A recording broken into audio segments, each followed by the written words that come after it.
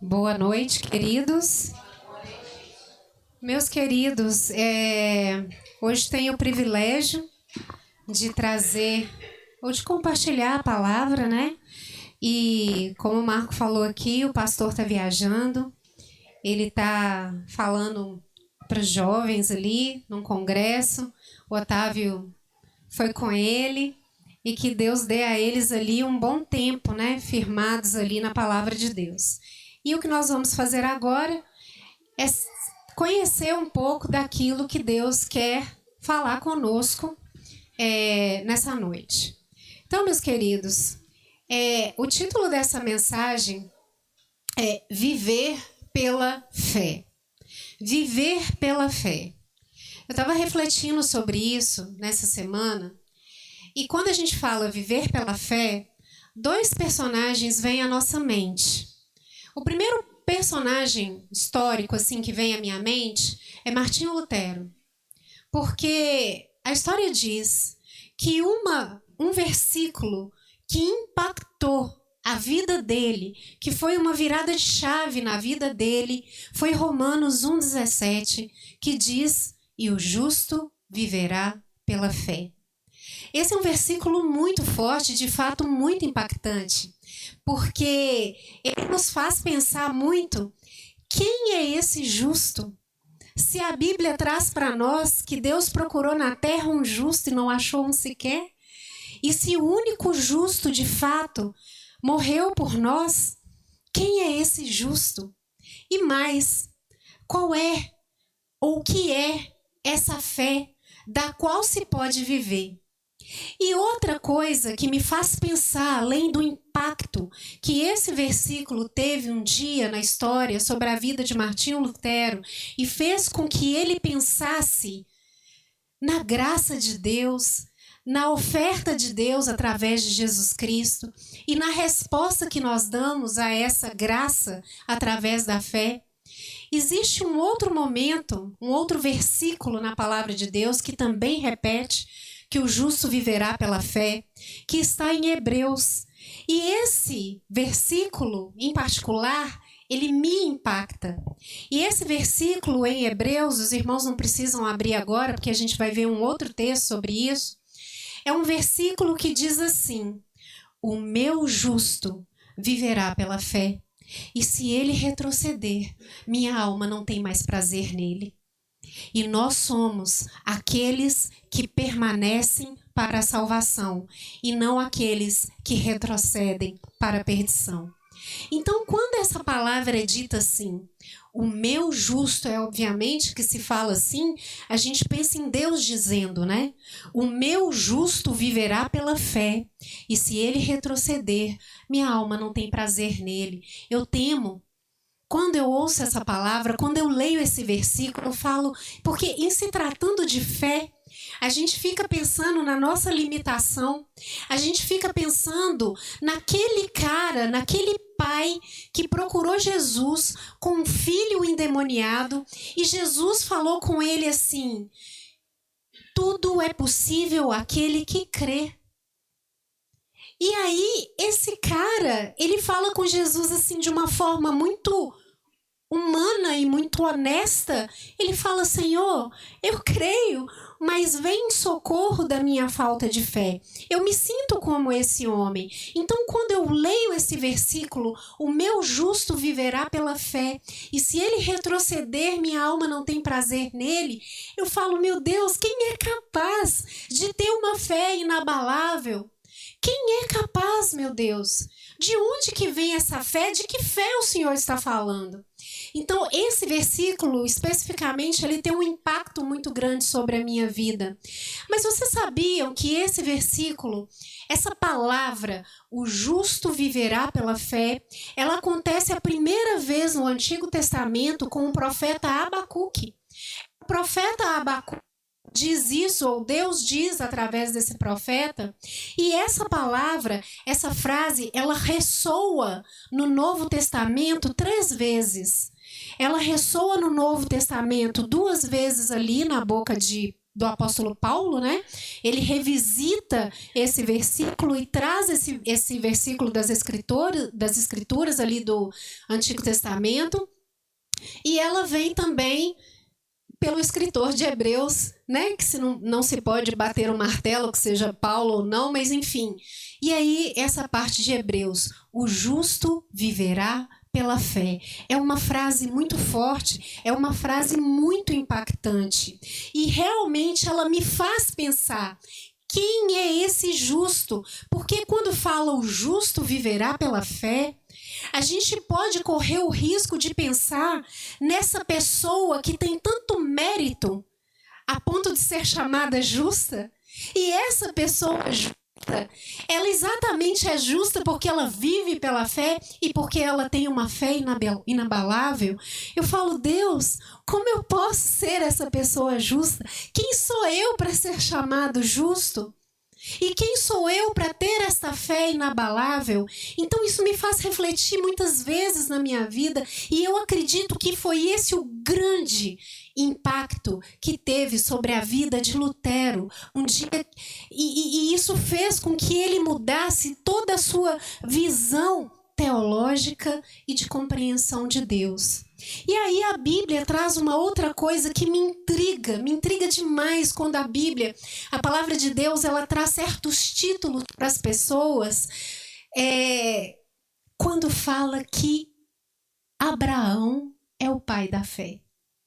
Porque quando eu leio esse versículo, quando eu leio essa palavra de que o justo viverá pela fé, eu falo, poxa, é claro que Jesus já é aquele que a gente tem que analisar, é aquele que a gente tem que buscar.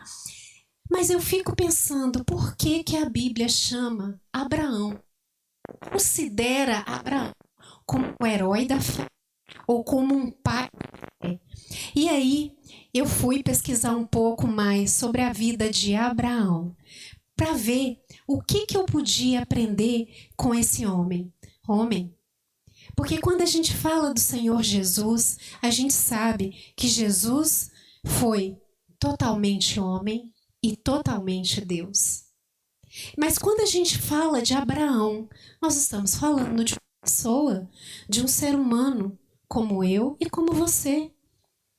O que houve na vida desse ser humano que faz com que ele seja considerado o pai da fé? O que faz com que as ações, as lições de Abraão no Antigo Testamento ressoem pelo Novo Testamento, e o que a gente pode aprender com isso? Então agora eu convido os irmãos a abrirem comigo as suas Bíblias. Também vai ser projetado aqui, mas quem tiver com a Bíblia, seja no aplicativo, seja fisicamente aí, possa abrir sua Bíblia na carta de Paulo aos Romanos, no capítulo 4, nos versículos de 17 até o versículo 21.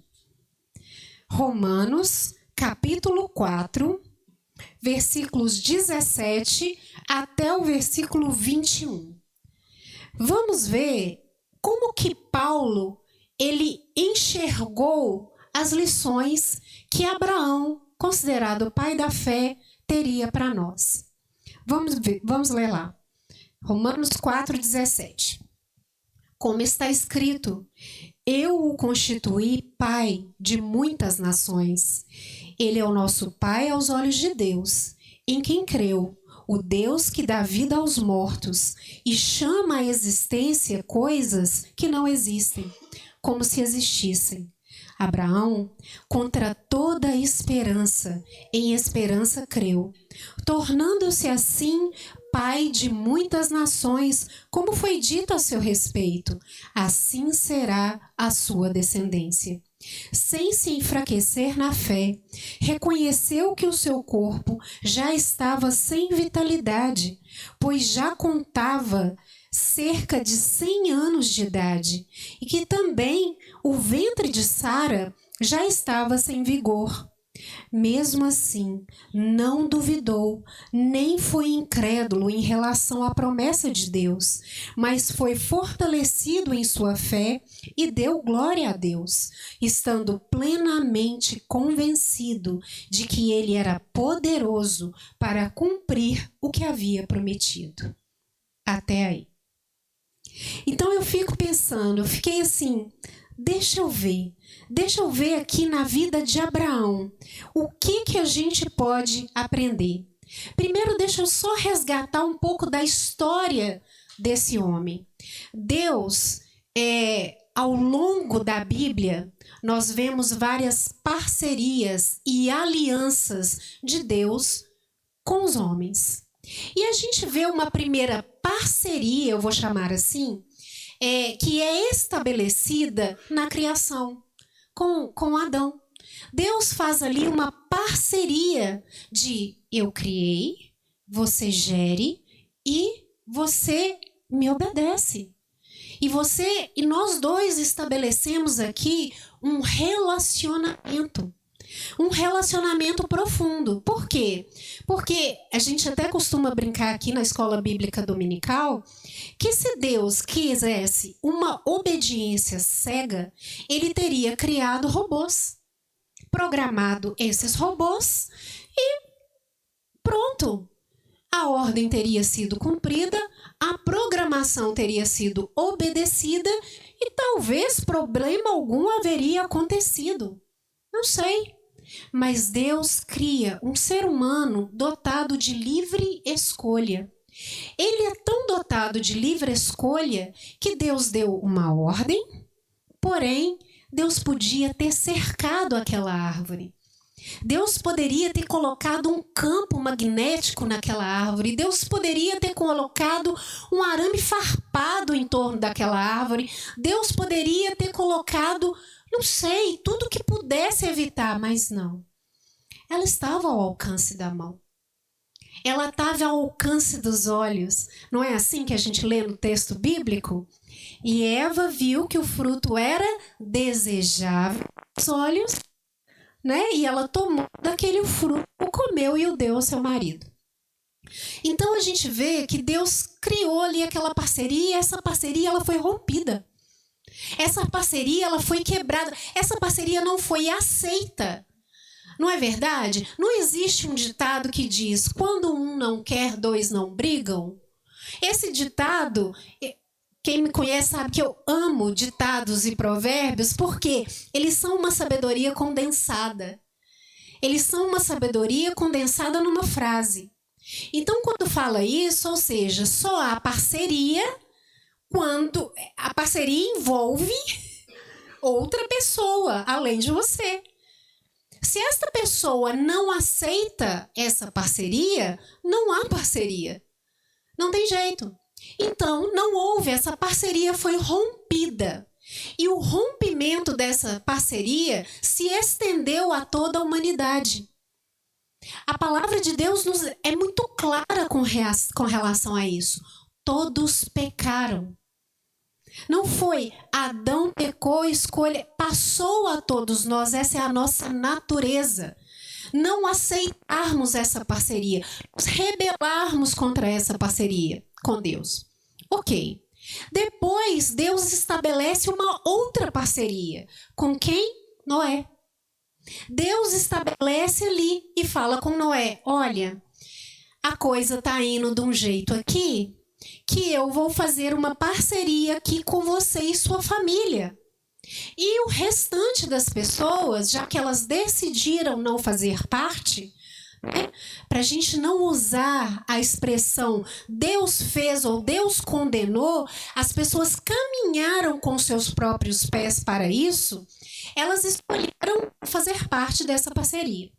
Deus fez essa parceria com Noé, aceitou, teve aquela questão toda e Deus falou assim: olha, começo uma nova parceria a partir ali da sua família. Ok? Só que, à medida que essa família se expande, há novamente o rompimento com a parceria novamente. A gente vê isso vez após vez na Bíblia. E nosso Deus, Criador, Todo-Poderoso, Ele é tão bondoso e misericordioso que Ele insiste. Ainda bem que Deus é Deus. Ainda bem que não sou eu. Ainda bem que não é você. Porque talvez você falasse, então, viva do jeito que você quer. Não vou providenciar alternativas mais. É claro que quando a Bíblia diz que Deus nos entrega e entregou à humanidade as suas próprias vontades, Deus não obrigou ninguém, mas Deus ficou no caminho mostrando que haveria solução, que a coisa não precisaria terminar desse jeito. Precisa trocar? Som. Tá melhor? Que a coisa não precisaria ficar desse jeito. E aí Deus estabelece outra parceria. Com quem? Abraão. Quando Deus estabelece a parceria com Abraão, ele chama Abraão. Abraão vivia numa determinada cidade, né? Ur dos caldeus. E aí Deus fala que, Abraão, eu vou pinçar. É como se Deus pinçasse uma pessoa e falasse assim, daqui a pouco nós vamos falar desse pinçar. Deus pinçasse uma pessoa e falasse assim, olha, eu vou estabelecer uma parceria com você e com a sua descendência. Dessa vez Deus vai mais longe, vou dizer dessa forma. Deus fala que Abraão vai ter uma descendência muito numerosa e que a partir deste povo viria o Messias. Poxa, nós estamos falando do Antigo Testamento.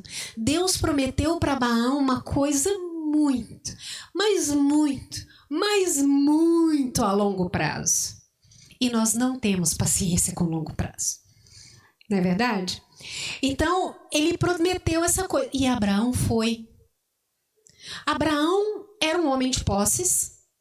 E ele largou aquele conforto de estar estabelecido num lugar. Ele era um comerciante. Então, quando você está com seus negócios estabelecidos, muito complicado mexer em time que está ganhando, né? Então, você sair dali, já está estabelecida, aquela coisa, relacionamentos. Então, esse homem obedece a Deus e ele vai sem saber para onde era e no que isso ia dar. Mas ele vai com Deus. Posteriormente, essa descendência de Abraão, ela dá origem aos israelitas, né? Ismaelitas também. Ismaelitas e os israelitas. Então, esse povo vai ficando numeroso e Deus faz uma aliança com o povo. Não faz? Então, quando esse povo recebe a lei lá com Moisés, aquilo é uma aliança, aquilo é um pacto. Então, eu estou chamando você e fazendo promessas para você, mas eu estou colocando diante de você também alguns compromissos. É justo, não é verdade? E aí, o que acontece? Deus faz uma aliança e a gente sabe, né, como é que essa história caminha. Essa aliança, ela é burlada, ela é rompida. Será que Deus não sabia? Será que Deus não cansa de ficar fazendo essas alianças sabendo que as pessoas vão romper? Não. É plano dele. Isso nos mostra a nossa própria natureza. Nós vivemos em rebelião contra Deus. Nós precisamos ser buscados. Tem que haver uma solução para nós. Tá. Aí Deus faz essa aliança, depois Deus faz uma outra parceria. Sabe com quem? Rei Davi. Deus fala que o Messias, você percebe como vai afunilando e vai ficando cada vez mais próximo? O Messias, ele vem dessa linhagem de Davi. Mas, enfim, nós estamos falando de Abraão. Só quis dar esse contexto. Mas olha só o que acontece. Deus fala com Abraão uma frase. Deus dá a Abraão uma promessa que é muito incrível. Deus fala com Abraão assim: em ti serão benditas todas as nações da terra. Deixa eu trazer isso um pouco mais perto de nós. Em ti serão benditas todas as famílias. Em ti serão benditas. Mas por quê? O que viria de tão especial através da linhagem ali, daquela compromisso com Abraão, viria Jesus. Ele é o prometido, ele é o descendente. É ele que é o esperado. Entende? E o que Jesus faz? Aí vem a questão do justo viverá pela fé. Jesus, quando você coloca a sua fé nele, quando você coloca a sua fé em Jesus, você é considerado justo. Você é justificado. Presta atenção nessa palavra, justificado. É uma palavra que está no modo passivo. Não é você o centro dessa história. Assim como não é Abraão o centro dessa história. Por mais que ele seja chamado de pai da fé, e nós vamos ver aqui nesses versículos o porquê, mas ele não é o centro. Ele é o justo. Quem é o justo? É aquele que é justificado. Não é a pessoa cheia de méritos porque ela tem uma fé incrível e inabalável. Ela precisa de Deus para crer. Faz sentido um negócio desse? A fé que Deus requer, Ele mesmo providencia. Então, olha só, o justo viverá pela fé. Quer dizer que o rei da cocada não é esse justo, é Deus. Ele é o centro. E que fé é essa que faz esse justo viver? Existem duas classificações para a fé.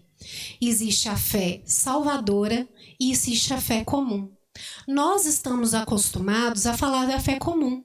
E todos nós, de alguma forma, em medida maior ou maior, temos a fé comum. Você quer uma prova do que eu estou falando? Olimpíadas. Eu amo Olimpíadas. Eu não sei jogar nada. Eu não sei nenhum esporte, nenhum tipo de nada. Eu não sei nem as regras. Você tá entendendo? Mas eu amo assistir às Olimpíadas. Eu gosto daquele espírito esportivo. Eu gosto de saber que ali, por mais que aquela pessoa fique em último lugar, por mais que aquela pessoa perca, ela é o melhor do país dela, que foi escolhido para estar ali. Ela deixou vários para trás. Parou para pensar nisso? Então, um atleta, e a Bíblia traz essa metáfora do esporte também, o apóstolo Paulo fala muito isso, o atleta ele renuncia a muita coisa.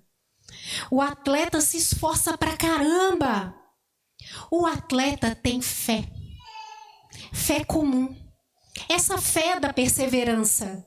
Quando uma pessoa fala com você assim, precisa ter fé, muita fé, nem sempre ela está falando de uma fé religiosa. Nem sempre ela está falando de uma fé em Deus, mas ela está falando dessa fé comum da perseverança. Cada vez que você é determinado e vai em busca de um objetivo, curtir, isso é fé. E não tem problema nenhum, é a fé comum que Deus deu em certa medida aí a todos nós. Mas essa fé comum, ela tem limites.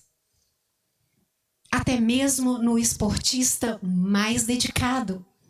Ela tem limites. Ela tem limites, por quê? Porque nós somos falhos. Então, até o atleta mais top, mais determinado, ele vai ter seus momentos de fraqueza. E eu não vou dizer nem fraqueza, né? Porque eles são uma fortaleza. Sabe quando a Simone Biles falou que não ia mais a da ginástica lá, né? Isso pelo menos... quando ela falou que ela estava sofrendo tanta pressão e ela precisava cuidar da saúde mental dela, e ela ficou um tempo sem competir. Decisão super sábia. E ela voltou agora, pensa nisso. Você tá entendendo? Então, assim, eu não tô chamando de fraqueza nesse sentido, não. Por exemplo, o Michael Phelps, da natação. O cara é um fenômeno, né? Eles dizem até que o corpo dele, anatomicamente, é favorável ao esporte, que ele é como se ele fosse um peixe, sabe? É uma coisa, assim, absurda. E eu me lembro das notícias de quando o Michael Phelps entrou numa depressão absurda. que ele não queria competir mais. E teve um cara do basquete, que agora já não me lembro qual, que pregou para o Michael Phelps. Pregou para ele e eles estudaram juntos um livro que nós aqui na Igreja do Coração conhecemos bem. Uma igreja com propósito. Não, uma vida com propósito. É porque tem os dois, né? Uma vida com propósito. E ele dá um testemunho, pode procurar na internet. Ele dá um testemunho sobre esse estudo que foi feito com ele num momento muito difícil. Então, assim, o cara determinado, o cara, poxa, um esportista, eu admiro muito essa questão do esporte. Então, essa é a fé comum. É a fé da determinação, mas não é dessa fé que estamos dizendo aqui. Estamos falando aqui da fé salvadora, porque um dos limites da fé comum é que ela só serve para esta vida. Ela não tem valor nenhum na próxima. Não adianta chegar nas portas do céu com medalhas de ouro, de prata e de bronze. Não adianta querer dar carteirada, mas eu fui uma pessoa tão determinada. Eu fui uma pessoa ela não tem valor. A Bíblia nos mostra isso do início ao fim. É a fé salvadora que é a fé da qual o justo viverá. Entende?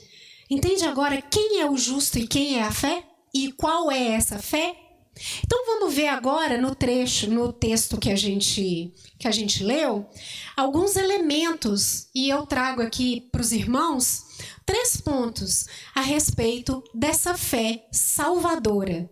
Já que nós agora distinguimos de qual fé estamos falando, vamos qualificá-la lendo o texto e olhando esses pontos. O primeiro ponto é que a fé é uma resposta a Deus.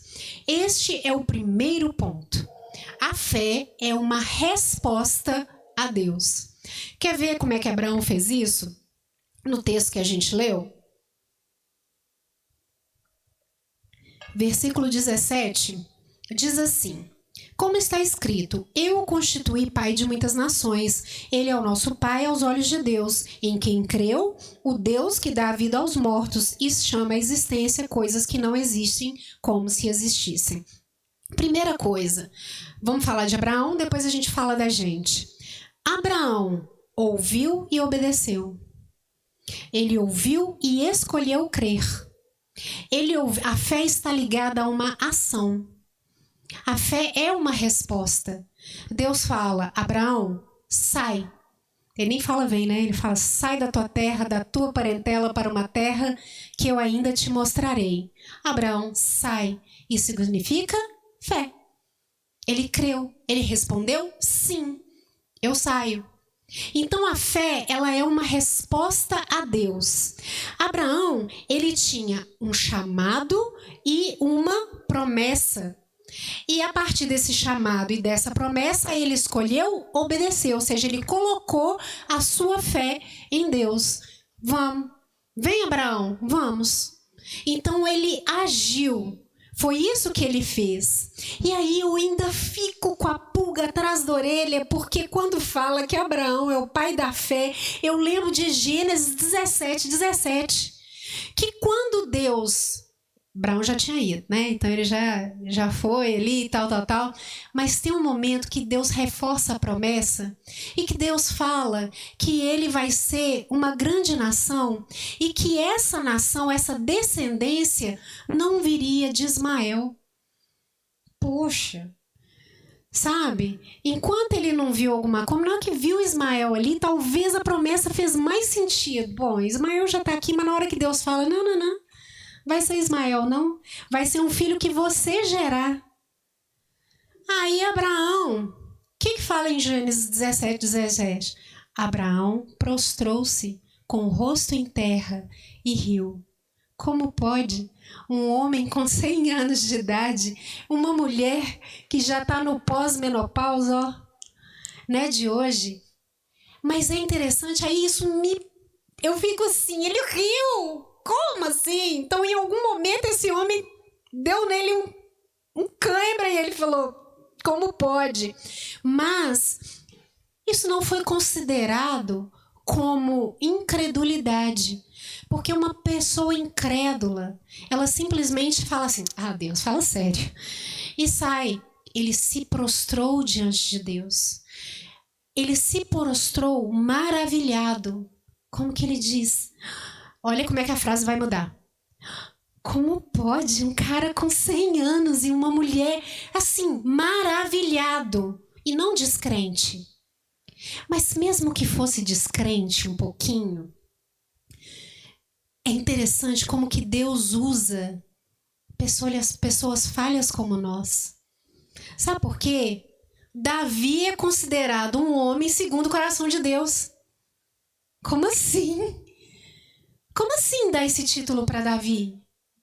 Como assim Abraão é o pai da fé se lá na frente ele escondeu que Sara era esposa dele 2 vezes, veio com uma conversa ali.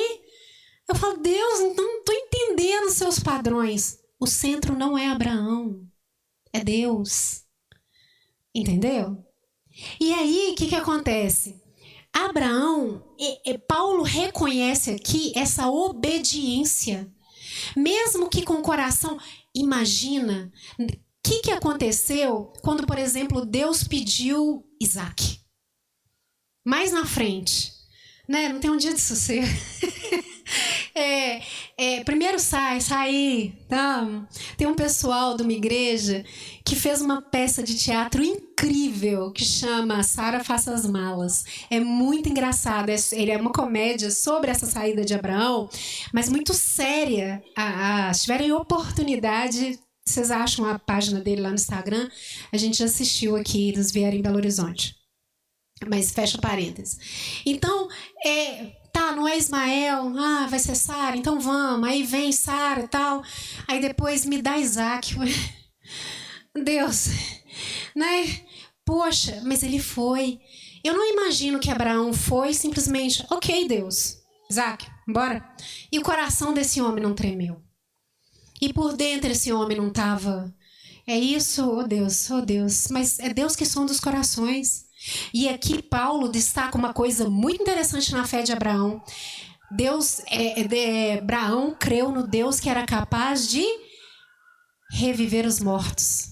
Porque talvez naquela cabeça de Abraão ele pensasse assim, bom, se eu chegar às vias de fato e Isaac for morto, e Deus me prometeu que a descendência viria de Isaac, Deus vai ressuscitar Isaac. Olha isso. Então, ele manteve a fé. Ele se manteve no caminho. Isso não quer dizer que esse homem não temeu. Isso não quer dizer que não era uma pessoa como nós. Entende o que eu estou querendo dizer? Mas ele se manteve no caminho.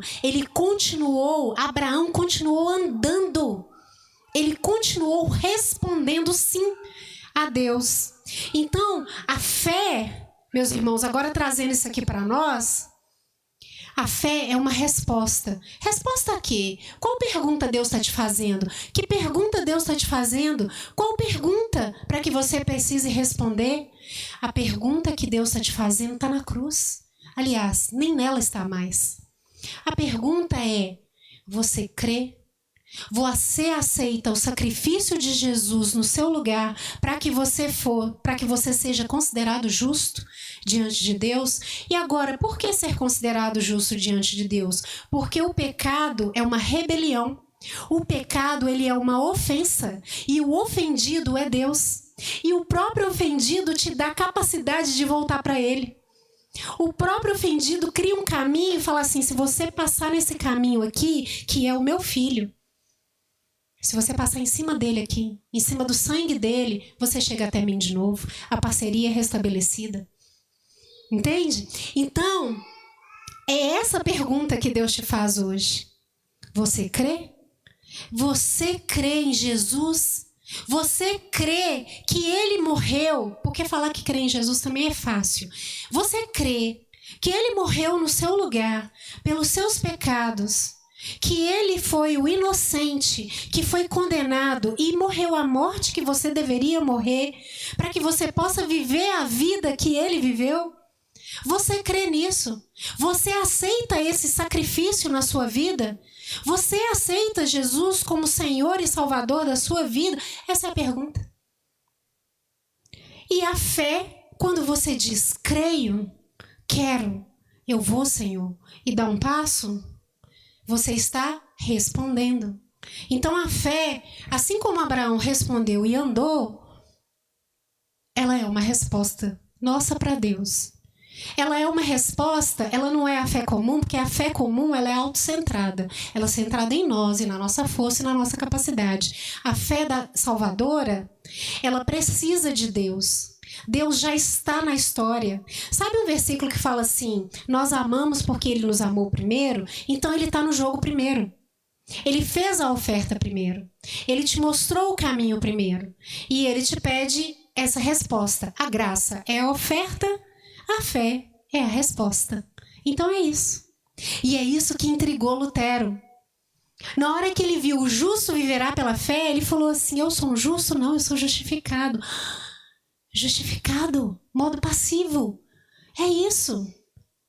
É isso. Eu não sou justo pelos meus méritos. É pelo mérito de Jesus. Então, é isso. A fé, ela é uma resposta. A glória é de Deus porque Ele já deu o primeiro passo.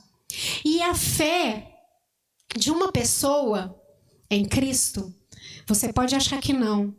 Você pode pensar que aquelas pessoas que zombam, que aquelas pessoas que são indiferentes à fé, você pode pensar que aquelas pessoas que dormem, você pode pensar que elas não são impactadas pela fé, mas elas são impactadas pela fé. E essa fé resulta em glórias a Deus. Elas podem não te falar, mas elas são impactadas pela fé. Pela fé salvadora. Se você se apegou à fé salvadora, não tem jeito. É como Jesus falou, uma lâmpada não se coloca debaixo da cama. Ela brilha, é isso que ela faz. Ela afasta as trevas, é isso que ela faz. Então, se você se apegou à fé salvadora, você brilha. É isso. Por que Abraão foi pensado? Havia um mérito em Abraão? Será que Abraão tinha um currículo melhor? Será que Abraão passou numas provas assim de seleção que... Não. Como eu e como você. Não havia mérito nele, Deus tinha que escolher alguém. Escolheu. Ponto, acabou. Soberania de Deus. Ele que manda. Ele é o autor, ele manda.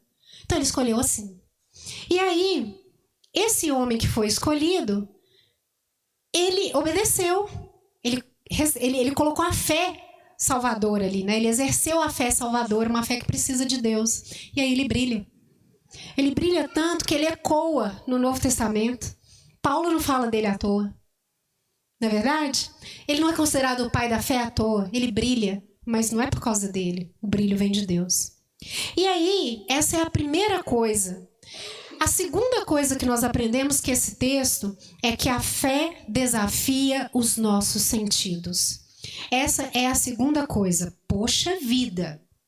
O versículo 17 fala que Abraão creu num Deus que traz à existência aquilo que não existe.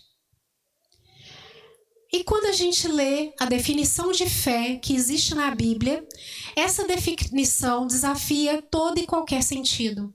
Ela desafia a lógica. Porque a fé é a certeza? A fé é a certeza do que não se vê?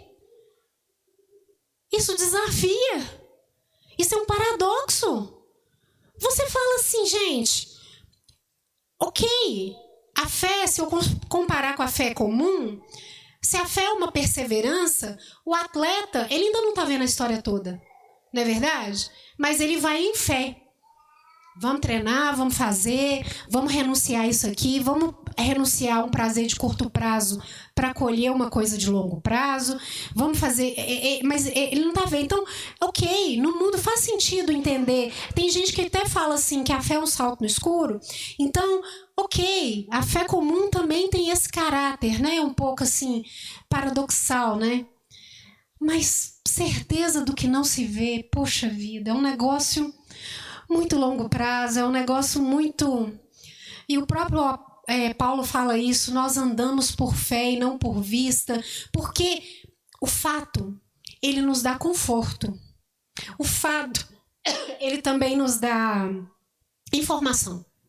Então, por exemplo, quais eram as informações factuais que Abraão tinha? Vamos ver aqui no versículo 18. No versículo 18 e 19, fala assim, que Abraão reconheceu que o seu corpo já estava sem vitalidade, pois já contava com cerca de 100 anos de idade. E que também, quer dizer, ele olhou para ele e falou, oh Deus, o fato é, não tem como. Aí, como se não bastasse, ele olhou para Sara, e aqui diz o quê? O ventre de Sara já estava sem vigor. Então, quais eram os fatos? Não há vitalidade, não há vigor. Isso é Deus. Mas o fato é, não há vitalidade, não há vigor. Ou seja, não há como isso acontecer.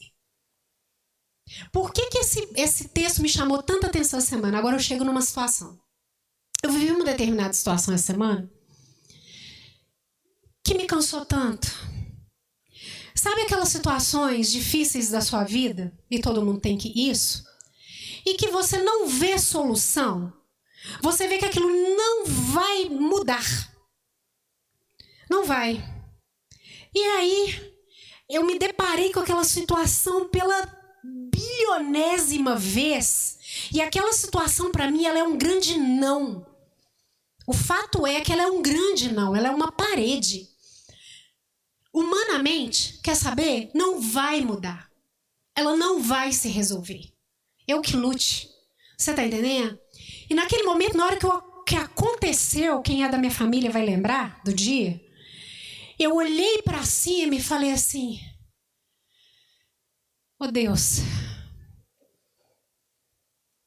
não tem esperança. Eu falei verbalmente. Eu falei assim, oh Deus... Sabe quando te dá assim, aquela sensação de cansaço físico?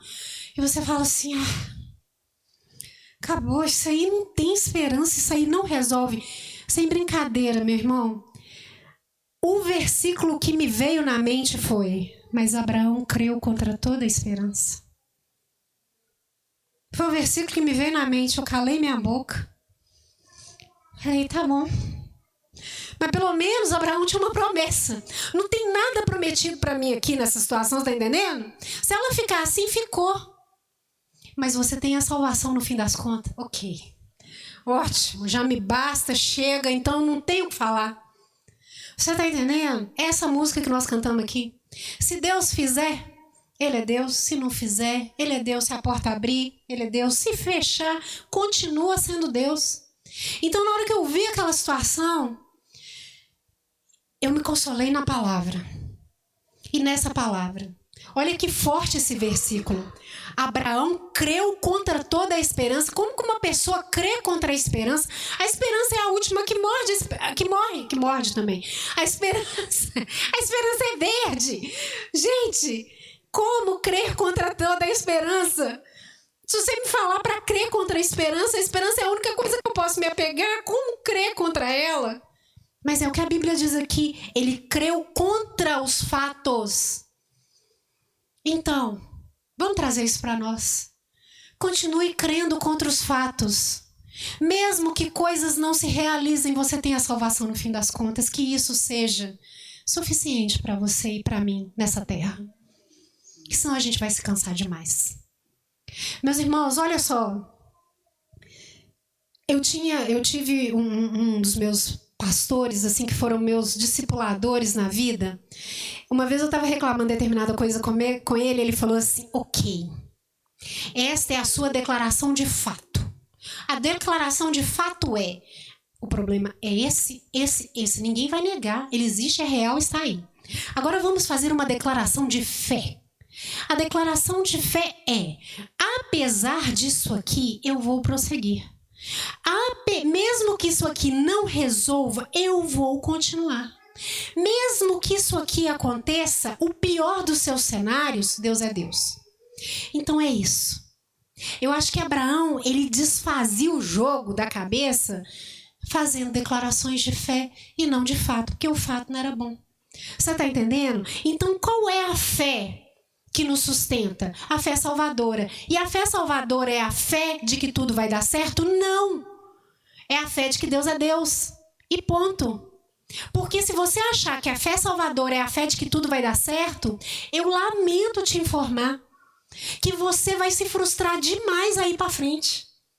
A fé salvadora não é a fé de que tudo vai dar certo. A fé salvadora é que Deus é Deus e que ainda que as coisas não mudem, não dê certo, Ele continua sendo Deus. E digno de ser seguido. E digno do seu sim. Entende? Então olha só. A fé, ela desafia o nosso sentido. Porque, assim como Abraão creu num Deus que vivifica mortos, nós também. Assim como Abraão creu e foi, passou por várias coisas e no fim das contas esse homem não viu o cumprimento da coisa. Ele não viu. Você está entendendo? E ele permaneceu. Então pronto. Essa é a fé salvadora. Essa é a fé da qual o justo viverá. É isso que é viver pela fé. E por fim, a fé resulta em paz. E agora eu tenho que deixar os termos bem claros novamente. Não é a paz que você está pensando. A fé resulta em paz. A Bíblia diz aqui nesse texto que nós lemos que, olha só, vou ler para você. Sem se enfraquecer na fé, ele reconheceu que o seu corpo já estava sem vitalidade, pois já contava com cerca de 100 anos de idade e que também o ventre de Sara já estava sem vigor. Mesmo assim, não duvidou, nem foi incrédulo em relação à promessa de Deus, mas foi fortalecido em sua fé e deu glória a Deus, estando plenamente convencido de que ele era poderoso para cumprir o que havia prometido. Olha, grandes coisas que tem aí. Primeira coisa, Abraão, ele foi fortalecido. Ora, se uma pessoa foi fortalecida, ela precisou de forças. Se ela precisou de forças, houve um momento em que ela estava fraca. Bingo! Humano como nós. Mas ele foi fortalecido. Por quem? Por esse Deus. Por esse Deus que o considerou justo, não pelo mérito dele, que fique bem claro. Esse Deus que fez uma promessa, esse Deus que chamou, esse homem foi fortalecido. Modo passivo de novo. Ele foi justificado e foi fortalecido. Então, tá vendo como é que a fé comum ela tem seus limites? Porque quando você tá com a bateria baixa, você tem que se conectar a uma fonte, igual um celular. O celular, acabou a bateria, a gente é escravo do cabo e da tomada. Então, você chega, as pessoas estão procurando. Onde tem tomada aqui? Porque precisa carregar, ele tem uma bateria limitada, nós também. Só que você ligar esse cabo da sua energia na sua fé comum, você está ligando numa fonte que, você está entendendo? Você está voltando para você mesmo, para achar força. Por isso, é muito complicado às vezes a autoajuda que fala que a força está em você, que olha para dentro de você, que você vai achar. Eu acho que você pode até achar, né? Durante um tempo, mas é limitado pra caramba isso aí. Mas aí a fé salvadora te conecta a outra fonte, uma fonte inesgotável. Então, por isso que é diferente. Entende? Então, a fé, ela resulta em paz nesse sentido. E o que fazia esse homem acalmar e prosseguir? Fé salvadora. Conectar na fonte certa. Esse homem já podia ter chutado esse balde há muito tempo. Há muito tempo. Sabe? Quer saber?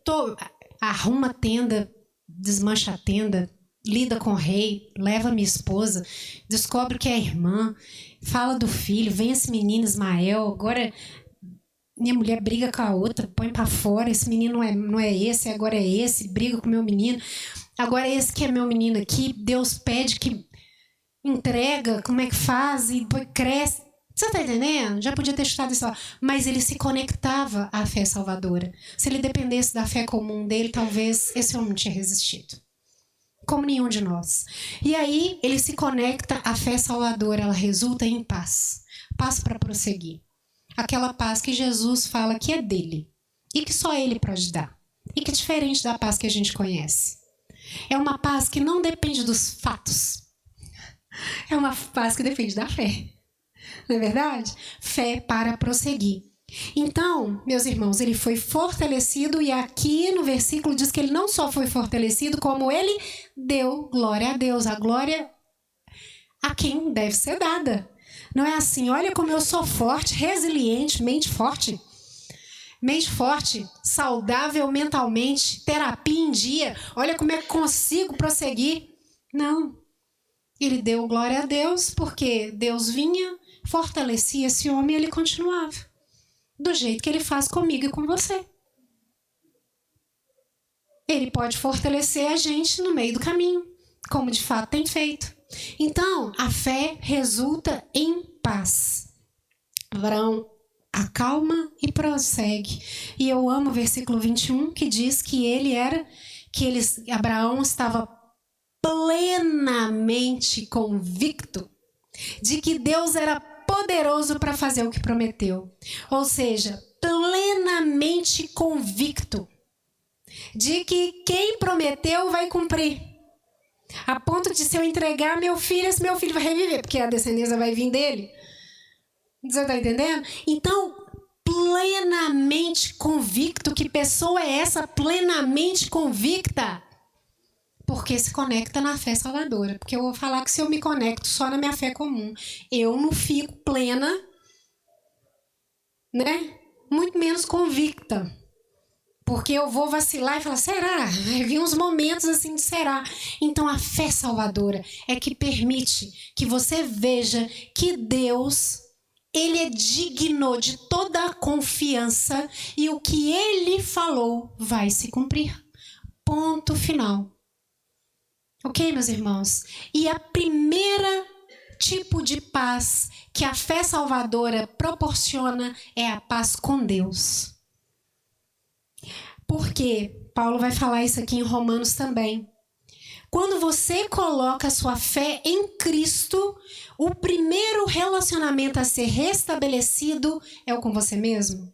É a sua paz de mente? É a sua inteireza? Não, é a paz com Deus. Porque lembra que o pecado é uma rebelião, uma ofensa e uma desobediência. Então, o ofendido está fazendo as pazes com você. E esse ofendido é Deus. Então, pensa bem, se Deus está declarando paz com você, grande coisa isso é. Ter paz com Deus. Tá? Não há paz interior sem paz com Deus. Não há. Você pode ficar na posição de respiração que você quiser. Você pode falar o mantra que você quiser. Não estou desprezando essa questão da meditação. Ou que é. Eu só estou dizendo que isso tem seus limites. Isso não promove o que só Deus pode promover. Então essa paz interior que é altamente buscada, seja por uma pessoa crente ou não crente, paz interior é o santo graal. Paz interior é o que eu quero. Não há paz interior sem paz com Deus. Não há. Você vai voltar no mesmo ponto de novo, porque não há. E essa paz com Deus só vem com a fé salvadora. Percebe como tudo se encaixa? Tudo se encaixa. Então, meus irmãos, assim como Abraão, a gente já vai caminhando aqui para o final, assim como Abraão creu em Deus contra toda a esperança, contra todos os fatos. Esse homem disse sim e obedeceu, e o centro está em Deus, façamos nós também. Façamos nós também. Responda a Deus. Deus está te perguntando agora. Agora. Qual será a sua resposta? Se você já creu em Jesus como seu Senhor e Salvador, Deus continua te perguntando, porque existe um negocinho nessa história que se chama maturidade e santificação. E isso é um processo. Por mais que você tenha aceitado Jesus na sua vida e dito sim para Jesus, você entrou num processo. Por quê? Porque você ainda vai tropeçar. Então você precisa dele. Se você não aceitou Jesus como Senhor e Salvador, eu coloco diante de você aqui uma coisa que alcançou a minha vida quando eu tinha 18 anos. 18 anos. Eu respondi sim a essa resposta. Como Abraão, eu não sabia para onde eu estava indo. E não sabia onde ia dar. E ainda não sei. Eu sei a direção. Cidade Celestial. Mas o que ainda vai acontecer aqui, eu não sei não. Mas eu continuo vivendo dessa fé. Então, viver pela fé e o justo viverá pela fé é isso. Não sou eu, Karina, que tenho uma fé gigantesca, maravilhosa, digna de ser imitada, não. É o meu Deus que me ajuda a prosseguir. Tá? Então, se você não aceitou, examine seu coração. Deus está perguntando agora, porque Ele está perguntando sempre. Ele está perguntando, Ele já está aí perguntando. Qual é a sua resposta? Então, dê uma resposta de fé. Saiba e tenha consciência que a fé vai desafiar todos os seus sentidos, o tempo inteiro. Não tem um momento de descanso. A fé vai desafiar todos os seus sentidos, porém, ela resulta em paz. Ela resulta em paz. Isso é verdade. Essa é a consequência da fé, paz. Então nós vamos orar nesse momento. Eu peço que você feche seus olhos, que você se concentre nesse Deus aqui, ó, diante do qual Abraão creu, prosseguiu, andou, viveu, a ponto de brilhar e ser reconhecido ao longo da história como pai da fé. Mas a questão não é Abraão, é esse Deus que enviou Jesus para poder morrer no nosso lugar. E que você faça um compromisso para que você possa experimentar, não porque você ouviu uma pregação sobre isso hoje não, mas na realidade que isso é verdade. Vamos orar. Senhor Deus, obrigado. Obrigado pela Tua palavra. Obrigado, Senhor, por tudo que o Senhor faz na nossa vida. Mas além disso, obrigado por ser quem o Senhor é. Porque isso ultrapassa todo o nosso pensamento, isso ultrapassa toda a nossa lógica e capacidade de entender. Deus, o Senhor é maravilhoso, porque o Senhor, mesmo vendo essa tendência de quebra de parceria, de rebelião contra o Senhor, de distanciamento, o Senhor insiste em se envolver conosco. O Senhor insiste em nos buscar. E o Senhor insiste de tal forma que isso custou o sangue do Teu Filho. Ó Deus eterno, que o Senhor abençoe cada um aqui, segundo aquilo que o Senhor conhece da vida de cada um, segundo a necessidade de cada um, segundo a forma que o Senhor mesmo tem de acessar o coração de cada um. Em nome de Jesus, que o Senhor possa abençoar para que nos rendamos cada vez mais ao Senhor e pratiquemos e coloquemos em prática a fé salvadora e experimentemos tudo que dela resulta. Em nome de Jesus, Senhor. Amém. Amém. Queridos, nesse momento, você vê à sua frente aí um papelzinho. Na frente da sua cadeira tem um papel e uma caneta. Esse papel, ele tem duas possibilidades. De um lado, você pode colocar qualquer compromisso que você tenha feito com Deus. Vou usar a pregação aqui, qualquer resposta que essa mensagem tenha provocado no seu coração. Então você pode colocar aí num lado do papel. No outro lado do papel tem os pedidos de oração. Nós temos uma equipe aqui na igreja que ora durante a semana por todos os pedidos de oração que são colocados aí. Então você tem a liberdade agora de fazer os seus pedidos ou anotar seus compromissos e vir aqui à frente e colocar aqui nessa caixinha o seu pedido, tá? Enquanto toca uma música, tá bem? Então cada um tem essa oportunidade nesse momento.